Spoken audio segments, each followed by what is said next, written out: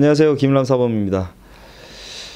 선수들에게 있어서 가장 중요한 것은 시합이죠.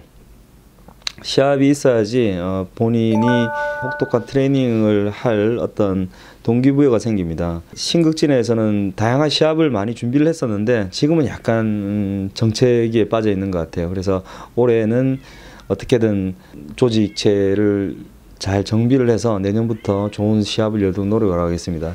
시합을 일단은 나간다는 거는 굉장히 좋은 거죠. 특히 극진공수도에서 선수를 준비하는 분들은 대개 이제 아마추어입니다.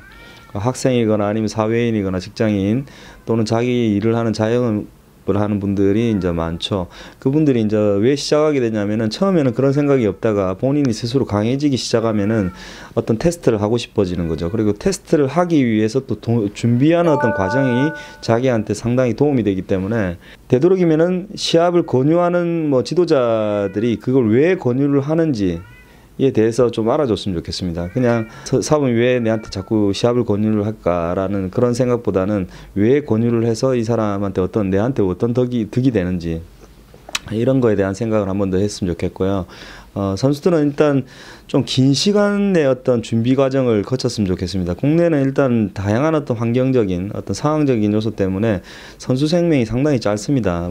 가장 큰 이유가 어떤 현실적인 부분이고요. 그냥 두 번째는 젊은 친구들의 군대 문제가 상당히 크죠. 군대는 반드시 가야 되는데 그 기간 자체가 공중에 떠버리는 기간이 되기 때문에 갔다 와서 생각이 많이 바뀌는 경향이 많습니다.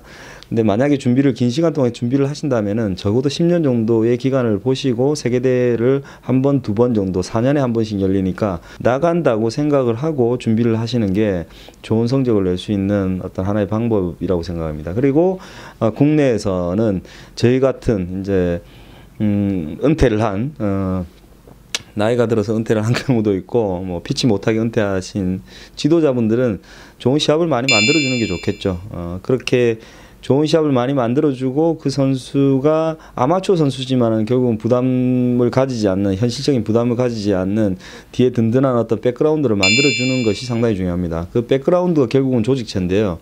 2012년도 신극진회가 조직체 연맹, 협회가 만들어진 거죠. 사단법인 극진공수도 신극진 한국연맹이라는 조직체가 만들어지면서 그때부터 자세히 보시면은 선수들이 급성장하기 시작합니다. 2012년도에 김기정 선수가 카자흐스탄에서 열렸던 아시아 선수권대회에서 준우승을 하기 시작했고요. 그 다음에 선수들이 계속 외국 경험을 하기 시작합니다.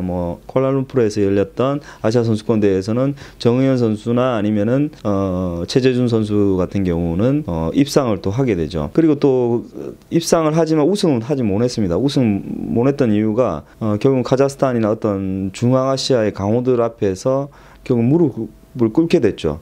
그것이 상당히 본인들한테는 아마 큰 동기부여가 됐던 것 같아요. 그 이후에 2016년도 부산에서 개최됐던 제16회 아시아 공수도 선수권대회에서 그 선수는 다시 우승을 하게 됩니다. 그러면서 이제 또 세계대회를 나가면서 세계대회에서는 또 그렇게 좋은 성적을 또 내지는 못했죠. 하지만은 그 이후 계속 준비를 한다면은 그 경험치가 쌓여가기 때문에 반드시 좋은 성적을 낼 수가 있습니다. 자기한테 주어진 어떤 테스트의 결과가 결국은 자기가 풀어야 될 과제가 되기 때문에 그걸 푸는 순간 결국은 실력이 상당히 많이 향상이 되는 거죠. 결론을 이야기한다면은 결국은 많은 경험과 그리고 그 경험을 바탕을 할 수 있는 어떤 국내 대회 그리고 그 대회를 또 지지해 줄 수 있는 그런 바탕을 만들어주는 것이 상당히 중요하다고 생각합니다. 이번 영상은 제28회 큐슈 선수권대회 제가 뛰었던 예선 시합입니다. 주심으로는 스카모토 노리스카 사범이 주심을 봐줬고요. 상대는 브라운벨트입니다. 영상을 봐도 약간 나이가 들어 보이는 것 같은데 실제로 저보다 나이가 어리더라고요. 상대의 어떤 체중은 저보다 좀 한 10kg 정도 많이 나갔던 상태고요. 실력은 그렇게 영상 보면 알겠지만은 그렇게 실력이 뛰어난 선수는 아니었어요. 펀치나 킥 자체도 그렇게 임팩트 강한 선수도 아니었고 제가 시합을 할 때 상당히 편해하는 스타일이죠. 일본 선수들은 대개 보면 무릎이나 펀치, 그다음 펀치러시, 그다음에 좌우로 도는 것과 인사이드로를 상당히 많이 구사를 하는데 이 선수는 그런 게 없었죠. 좀 둔한 스타일이었기 때문에 나름 무난했습니다. 공격하기도 그렇고 방어하기도 그렇고.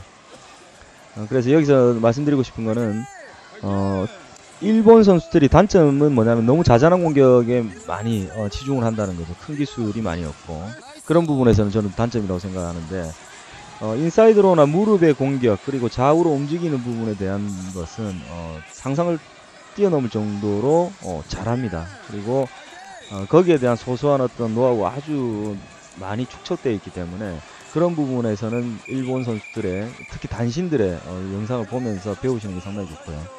지금 경기 중에 지금 약간만 밀어도 반칙 주의를 하나 주는데 주의가 2개면 절반 하나를 뺏기는 것 같기 때문에 나중에 선수들 갈 때는 확실히 그 부분에 대해서는 주지를 시켜주는 게 지도자들의 몫인 것 같아요.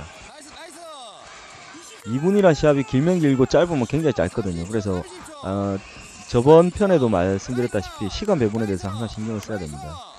그리고 저렇게 약간 몸무게가 자기보다 큰 선수일 경우에는 펀치 러시를 서로 저렇게 맞교환하는 건 별로 좋지는 않습니다. 오히려 체력 소모가 급격하게 떨어지기 때문에 오히려 좌우로 돌면서 오히려 방어로서 흘려내는 것이 오히려 더 바람직한 거죠.